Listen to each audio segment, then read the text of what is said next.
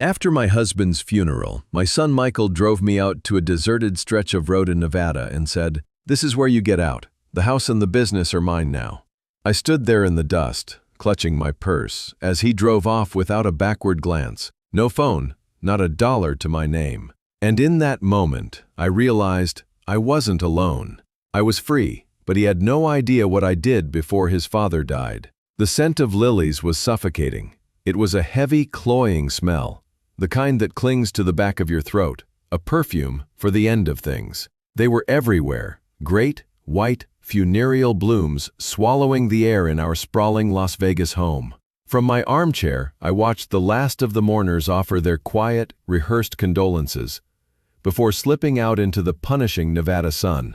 My husband Robert was gone. My son Michael stood beside my chair, a hand resting on my shoulder. His suit was impeccable, a deep charcoal gray that probably cost more than most people's first car. At 30-something, he was a carbon copy of his father in his prime. The same handsome jaw, the same slicked-back dark hair, the same easy charm that could disarm a boardroom. But where Robert's eyes held a genuine warmth, Michael's were cold, polished stones. His comfort felt like a performance, his touch a prop. "You holding up, Mom?" he asked, his voice a low, concerned murmur meant to be overheard by the few remaining guests. I just nodded, my throat too tight to form words. I was holding up a facade just like him. My grief for Robert was a raw, hollow ache in my chest, a physical void where a 40-year partnership used to be. But tangled with that real sorrow was a different feeling, a cold dread that had been growing for months as Robert's health declined. It was a dread that had everything to do with the son he had adored. Earlier, during the reception, I'd watched Michael work the room. He wasn't grieving, he was networking. He clapped his father's business partners on the back, his face a mask of somber responsibility. "We're all devastated," I heard him say to one of them, but Dad had everything in place for a smooth transition. The legacy of Sterling & Son is secure. Sterling & Son, the name of the successful construction company Robert had founded. It had always been a thorn in my side. I was never the son. I was just the silent, supportive wife. No one at that reception knew that Robert, a brilliant engineer, couldn't balance a checkbook to save his life. No one knew that I was the one who had structured the deals, who had pored over contracts until 3 a.m., who had built the financial architecture of our empire from the ground up while he charmed the clients. Robert was the face, I was the foundation. He knew it, he loved me for it. But Michael only saw the face. He saw the power and the money, and he believed it was his birthright. After the last car pulled away from our circular driveway, the silence in the house was deafening. The air, thick with the scent of dying flowers, suddenly felt stale. Michael finally removed his hand from my shoulder. "You know, Mom," he said, his tone shifting from performer to director, "we should get out of here. Go for a drive, get some fresh air, clear your head." The suggestion seemed so out of place, so strangely considerate, that a tiny alarm bell went off in my mind. But I was exhausted, adrift in a sea of loss. I simply nodded and let him lead me to his gleaming black Mercedes. We drove out of our manicured suburb, the palm trees and pristine golf courses giving way to the endless neon blur of the Las Vegas Strip. Michael didn't speak. He just drove, his hands gripping the wheel at 10 and 2, his eyes fixed on the road ahead. We left the city lights behind, and soon they were just a faint, pulsating glow in the rearview mirror. We were heading north on US 95, deep into the Mojave Desert. The landscape flattened into a monochrome palette of gray asphalt, brown dust, and the deep, star-dusted purple of the twilight sky. The miles rolled by in oppressive silence. There was no music, just the hum of the tires on the pavement and the whistle of the wind. An hour passed, then another. The last vestiges of civilization had vanished. There was nothing out here but rock, scrub brush, and the occasional silhouette of a Joshua tree against the horizon. Finally, he slowed the car and pulled over onto the dusty shoulder of the deserted two-lane highway. He cut the engine. The sudden, profound silence was terrifying. He turned to face me. The carefully constructed mask of the grieving son was gone. In its place was something chillingly vacant. "This is where you get out," he said. The words were flat, devoid of any emotion. It was a statement of fact, like telling me the time. I stared at him, my mind unable to process the sentence. "What? Michael, what are you talking about? We're in the middle of nowhere." A flicker of annoyance crossed his face, as if I were a slow-witted employee. I said, "Get out. The house, the business, they're mine now," he stated calmly. "Dad signed everything over to me. His lawyer has the paperwork. You were his wife, but I'm his son. It's what he would have wanted." I sat frozen, the blood draining from my face. It was a lie. A monstrous, breathtaking lie. Robert would never have done that. Not to me. But I saw the unshakable certainty in Michael's eyes. He had made it happen, one way or another. "Michael, please," I whispered, the words catching in my dry throat. "You can't do this." "I can," he said, and for the first time, a sliver of a smile touched his lips. It wasn't a smile of joy. It was a smile of finality. He reached across my body, his expensive suit brushing against my black funeral dress, and pushed the passenger door open. The hot, dry desert air rushed in. "Get out." My body moved on its own, numb, robotic. I stepped out of the car, my sensible heels sinking into the loose gravel. I clutched my small black leather purse to my chest, as if it were a life raft. Michael didn't look at me again. He pulled the door shut, the sound echoing in the vast emptiness. The engine roared to life, the headlights cut a sharp path through the darkness, and he made a U-turn on the empty highway. I stood there in a cloud of dust, watching the red taillights of the Mercedes shrink until they were just a pinprick, and then nothing at all. He had left me, in my funeral dress on a deserted stretch of road in Nevada. No phone, not a dollar to my name, or so he thought. The shock was a physical blow, knocking the air from my lungs. The silence rushed back in, vast and absolute. For a moment, I thought I might just lie down on the asphalt and let the desert take me. But then, as the last trace of my old life vanished over the horizon, something else flickered to life inside me. Hotter than grief, colder than fear, it was a grim, steely resolve. I looked up at the billion stars scattered across the ink-black sky, so clear and sharp out here, away from the city's glow. And in that moment, I realized I wasn't alone. I was free. Free from the performance of being the quiet, supportive wife. Free from the son who had just revealed himself to be a monster. Michael was so arrogant, so sure of his victory. But he had no idea what I did in the months before his father died. He had no idea what I was capable of. I started walking, the strap of my purse dug into my shoulder. The gravel bit at the soles of my shoes. For an hour, I walked along the edge of the dark highway, the only sounds being my own breathing and the crunch of my footsteps. Finally, I saw the distant glow of approaching headlights.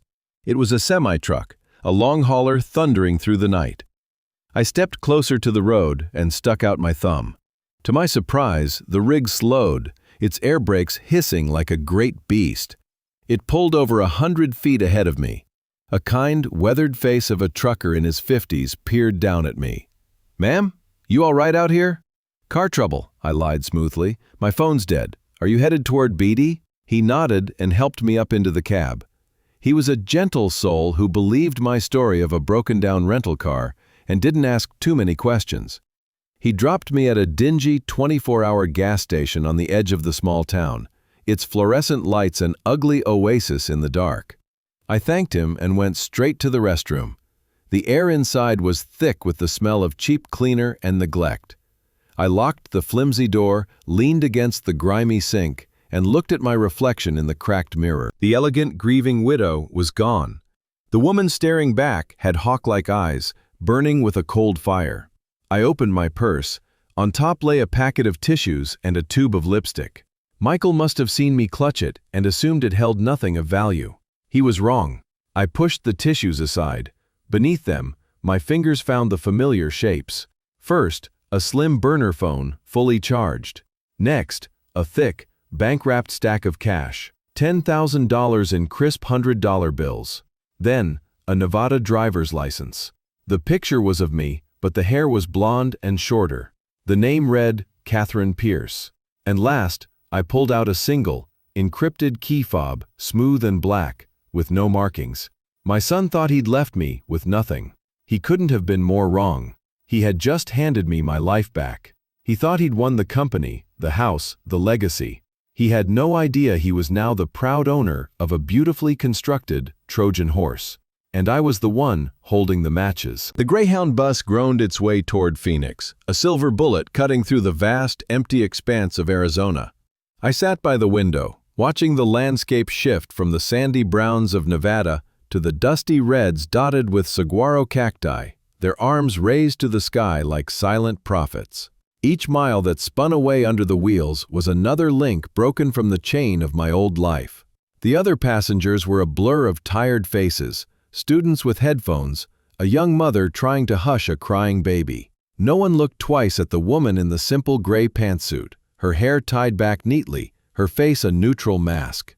I was invisible. I was Catherine Pierce. My new home was the Cactus Flower Motel, a place whose name was far more charming than the reality. It was a classic two-story L-shaped building with a buzzing neon sign that flickered between pink and green. My room, number 27, smelled faintly of bleach and stale air conditioning. The bedspread was a scratchy floral pattern.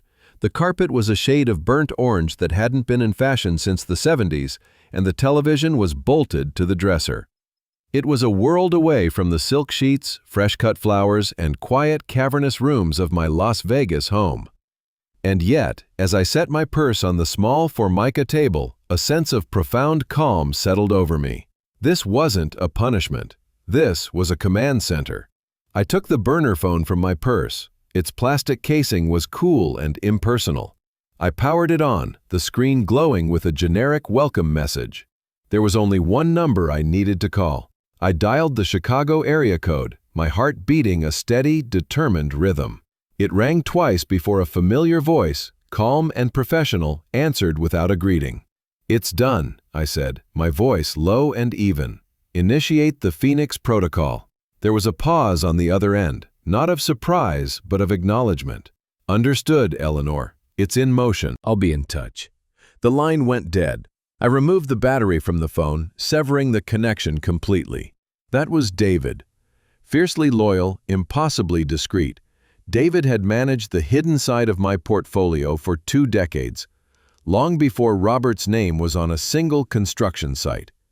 He knew me not as Robert's wife, but as the architect of our fortune. The days that followed fell into a strange, bifurcated rhythm. My life as Catherine Pierce was one of Spartan routine. Mornings were spent in the local library, reading financial news on their public computers. Afternoons were for long walks through sun-bleached Phoenix neighborhoods, feeling the heat on my skin, my mind a whirring calculator of risks and possibilities. In the evenings, I'd eat a simple salad or a sandwich in my motel room, the flickering light of the cactus flower sign painting the walls in garish colors.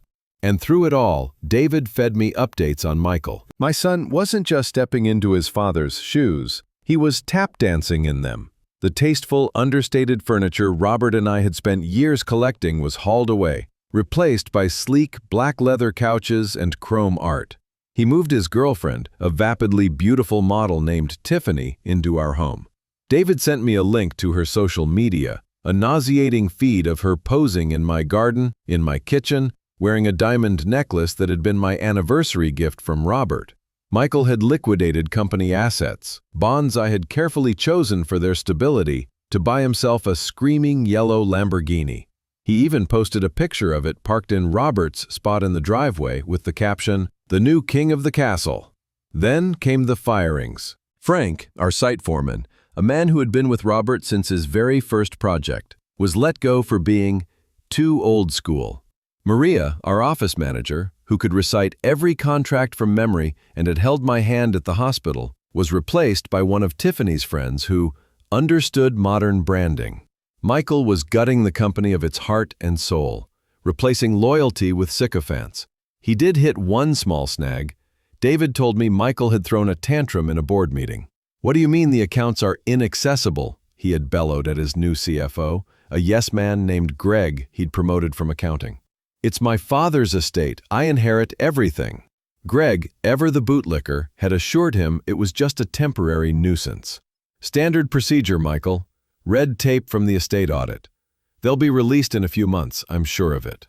Michael, blinded by his own perceived brilliance, had accepted the answer. He never stopped to ask which accounts or why these seemingly minor investment vehicles tucked away in obscure portfolios were locked down so tight. He didn't know that those accounts weren't just red tape, they were the key.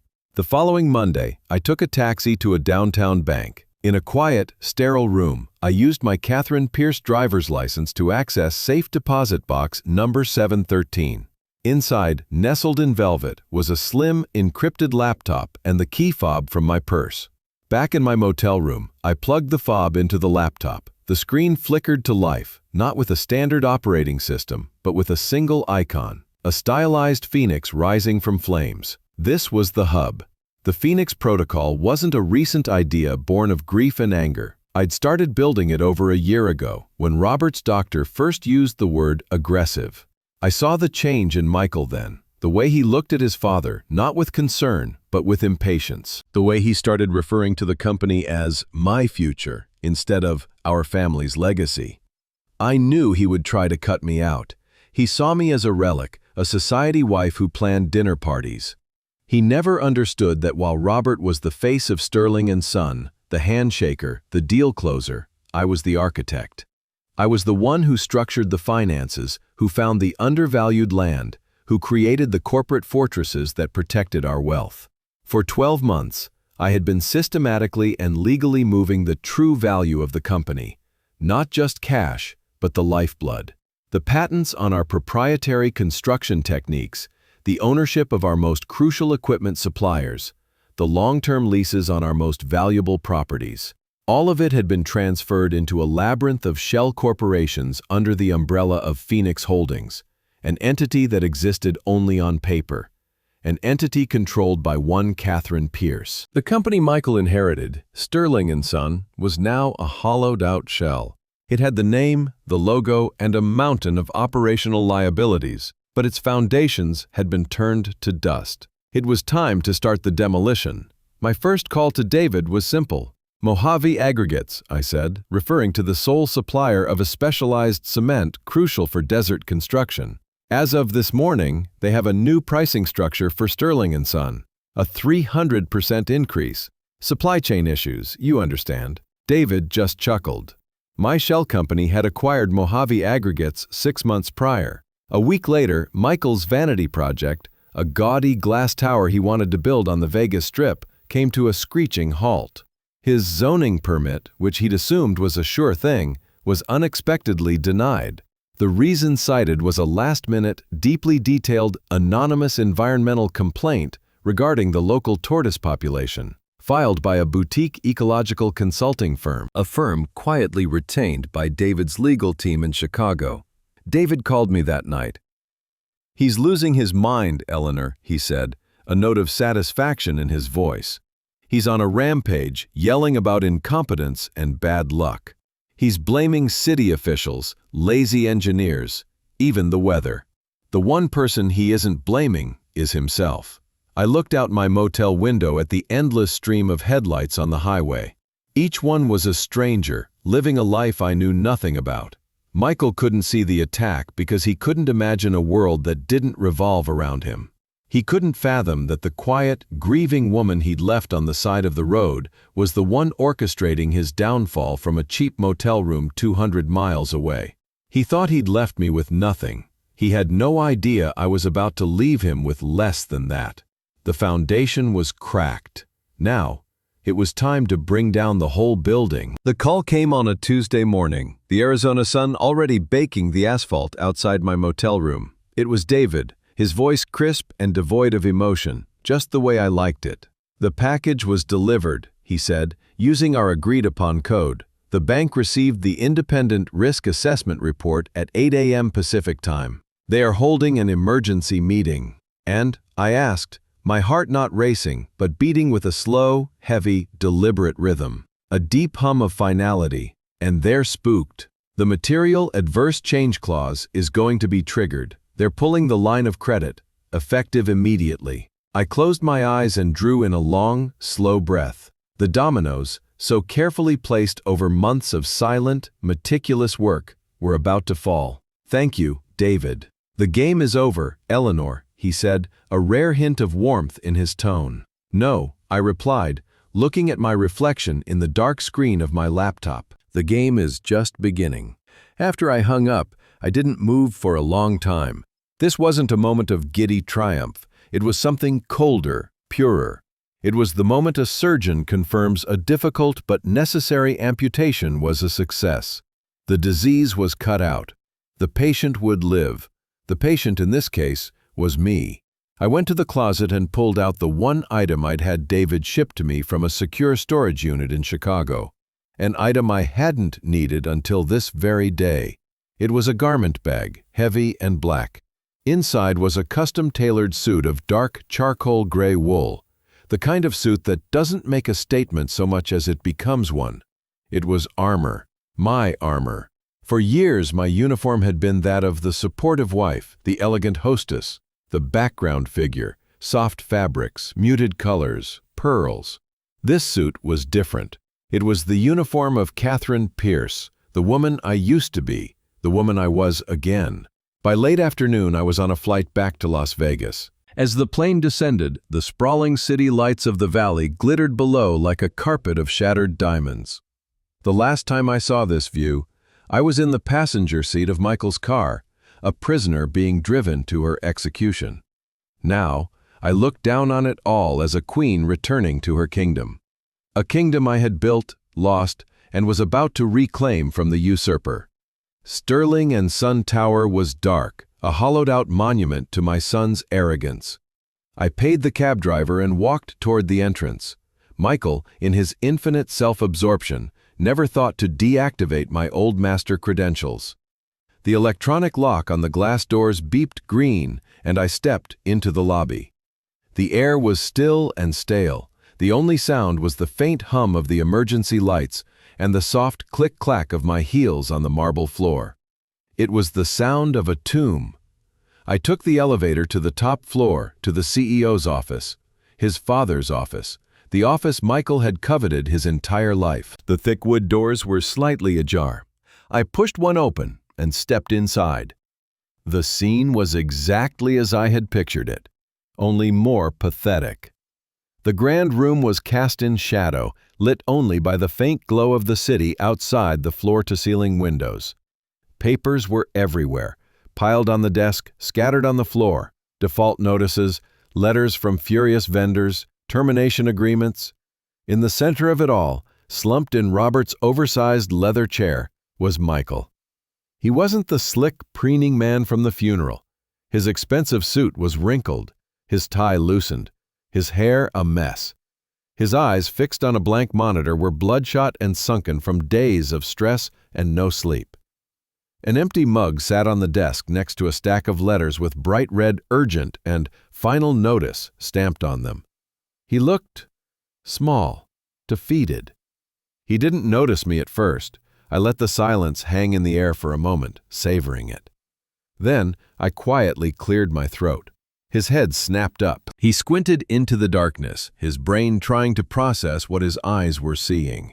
His jaw went slack. The color drained from his face, leaving behind a pasty, sickly pallor.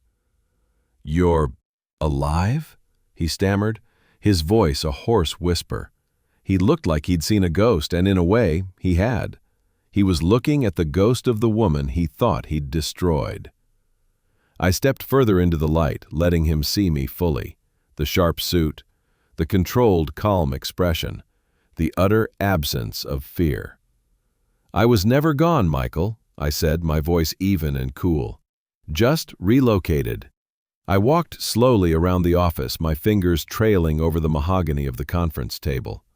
"This table, your father wanted oak. I insisted on mahogany. I'm the one who negotiated the lease on this entire floor, you know. I got them to throw in the first 6 months free." I paused, looking at him. He was frozen, a statue of disbelief.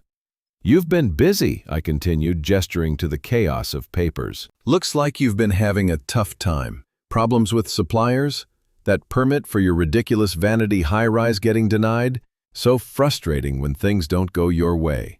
The confusion in his eyes was slowly, glacially being replaced by a dawning horror. "The bank," he mumbled, a flicker of comprehension in his tired brain. "The report. They said the company was a house of cards. They said our financials were an illusion." "They weren't wrong," I said, stopping directly in front of the desk, forcing him to look up at me. "But it wasn't a house of cards I built for your father. It was a fortress. You, Michael, were running a ghost, a hollowed-out replica of a company, propped up by financial obligations I knew you could never handle on your own. I let that sink in. Those obscure investment accounts you couldn't access. The ones your CFO told you were just tied up in red tape." I gave a small, dry laugh. "That wasn't red tape, Michael. That was the company. The real one.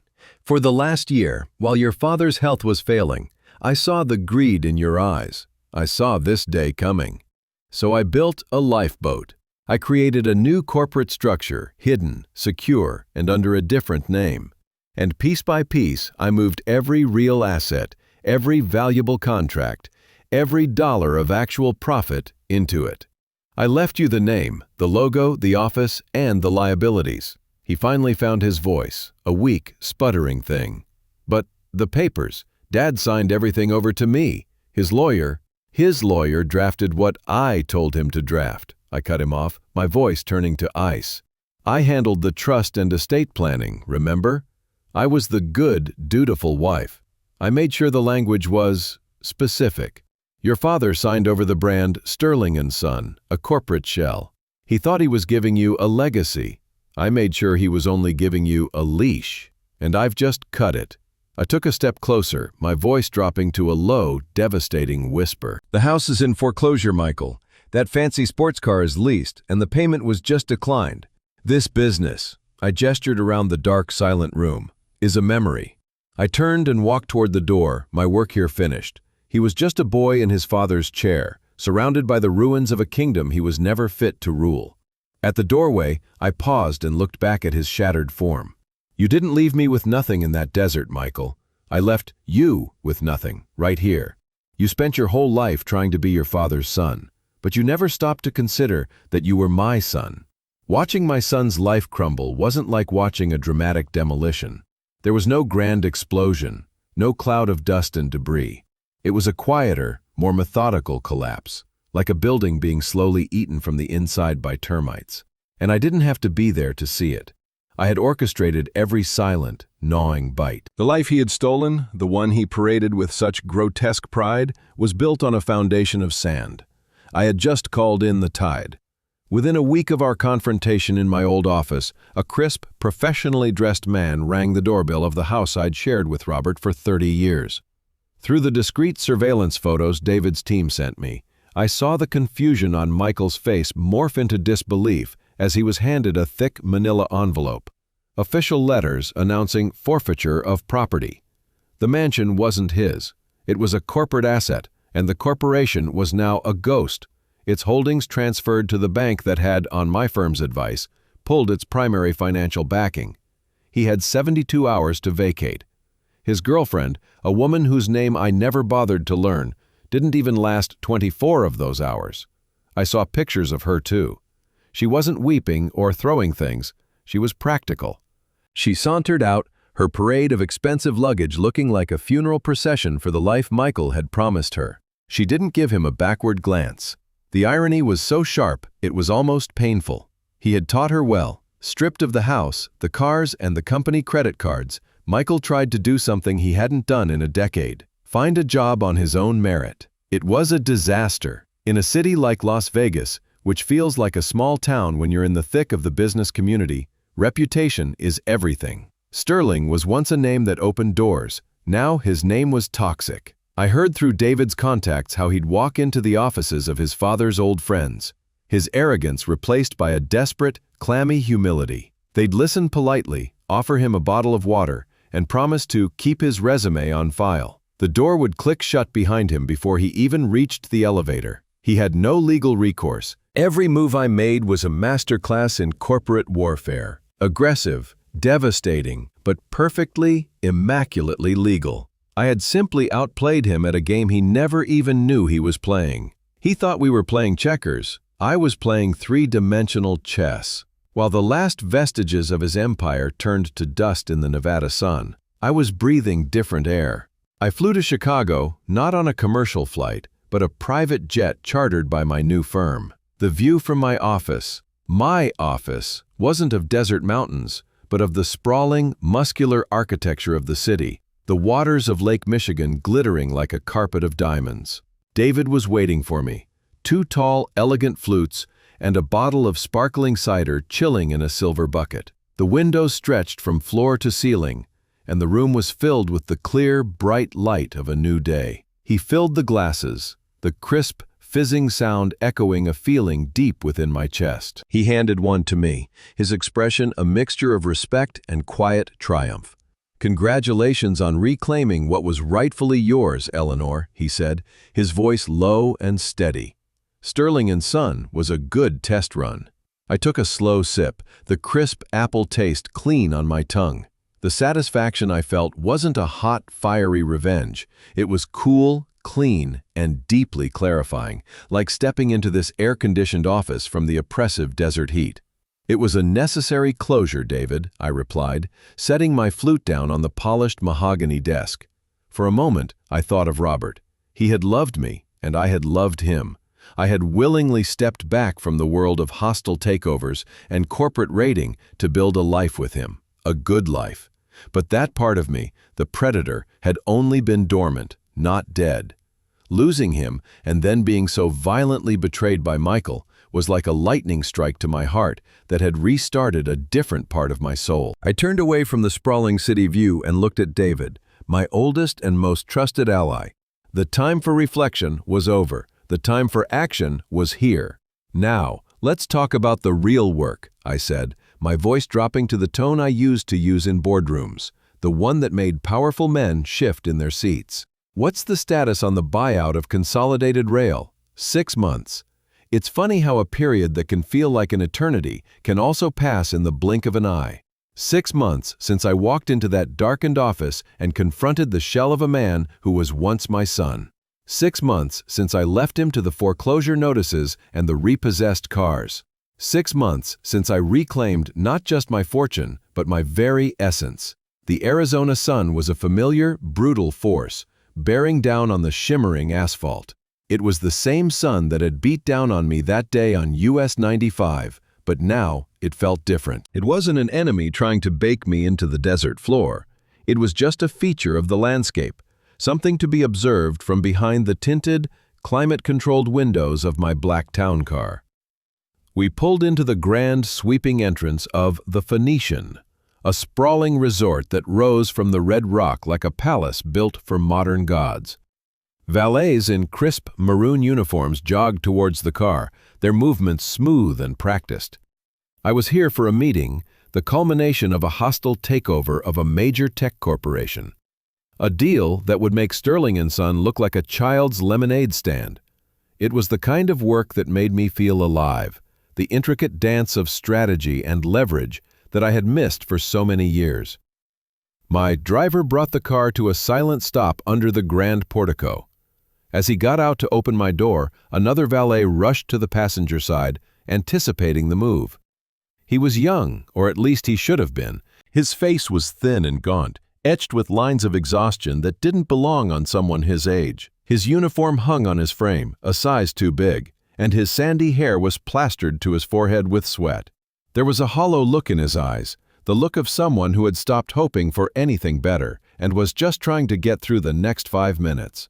I stepped out of the car, the blast of 110-degree heat a physical blow after the refrigerated air. I smoothed the lapels of my navy blue Armani suit, my focus already shifting to the boardroom, the balance sheets, the weak points in my opponent's defense. The valet stood there, holding the door, his eyes fixed on me with a strange, unnerving intensity. I barely registered him as a person. He was simply a function, a part of the seamless luxury experience. Reaching into my purse, I pulled out the key fob for the town car. It was heavy and cool in my palm. I extended my hand toward him, my gaze moving past him to the grand glass doors of the resort entrance. "Be careful with it," I said, my voice clipped and impersonal. The words were automatic, the same thing I'd say to any valet anywhere. I dropped the keys into his waiting palm. His fingers were calloused and rough as they brushed against mine. For a split second I felt a jolt, a flicker of something deeply, unsettlingly familiar. My eyes snapped to his face, and the world tilted. The hollow eyes, the shape of the mouth now slack with shock, the way a single lock of sweat-dampened hair fell across his forehead, just like it had when he was a boy. It was Michael. My breath caught in my throat. He looked wrecked. The slick arrogance was gone, replaced by a deep, weary shame. He was just a ghost, a husk of the man who had left me for dead in the desert. He stared at me, his mouth slightly open, as if he wanted to speak but had forgotten how. He looked from my face to my suit to the gleaming town car he was now responsible for parking. The understanding crashed over him in a visible wave, and whatever small light was left in his eyes flickered and died. He was invisible, a nobody, a stranger holding the keys to my kingdom. I could have said something, I could have acknowledged him, offered a word of pity, or even a final cutting remark. But what was there to say? The silence was more profound, more absolute than any words could ever be. I had already delivered my closing argument 6 months ago. This was just the epilogue, written by his own choices. I held his gaze for one more heartbeat, letting the finality of the moment sink in for both of us. There was no rage left in me, no thirst for vengeance. There was only the cold, quiet satisfaction of a perfectly executed plan. He hadn't just lost a company and a house. He had lost his place in the world. He was a footnote in my story, while I was about to start a new chapter. Without another glance, I turned my back on him. I felt his eyes on me as I walked toward the entrance, my heels clicking with sharp authority on the polished stone. Just as I reached the doors, my phone buzzed in my purse. I pulled it out. The caller ID read David. I walked through the automatic doors into the blissful, air-conditioned expanse of the lobby. The world of heat and desperation and maroon uniforms vanished behind me. I answered the call, my voice steady and clear. "Eleanor," I said. The sound of my own voice, the one I had reclaimed, echoed in the vast, opulent space. I watched my reflection in a towering, gold-framed mirror. A woman in her prime, powerful, in control, a predator in her natural habitat. A faint, satisfied smile touched my lips. The shark was free, and the water was full of opportunities. "Yes," I said into the phone, my eyes glinting with anticipation. "We're ready to proceed. Let the bloodbath begin."